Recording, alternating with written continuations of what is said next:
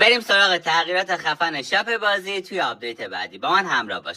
اولین تغییر اضافه شدن گان گروزا و ایدبل توی شاپ بازیه که شما با پرداخت 100 تا سکه میتونید این گانا رو از شاپ بازی تو آپدیت بعدی خریداری کنید. تغییر خفن بعدی اینه که شما میتونید لوت و آیتماتون رو توی شاپ بازی به فروش برسونید و در ازاش سکه و پول دریافت کنید. تغییر بعدی هم اضافه شدن گاراژ به شاپ بازیه و شما میتونید ماشین از شاپ بازی با پول و سکهاتون خریداری کنید که این میتونه بهتون کمک خیلی بزرگی بکنه، مخصوصا وقتی که بیرون زوم موندین و ماشین ندارید. آخرین تغییرم اضافه شدن گردونه شانسیه که شما با پرداخت یه مبلغی میتونید شانستون رو برای گرفتن گانای دراب امتحان کنید. این تغییرات خفن شاپ قراره تو آپدیت بعدی تو مپ روندو اضافه بشه و علاوه بر این تغییرات 2 تا آیتم خیلی خفن هم قراره به بازی بیاد که اگه میخوای اونا رو هم بهت بگم این پست رو لایک و سیو کن و توی کامنت کلمه روندو رو برام بنویس.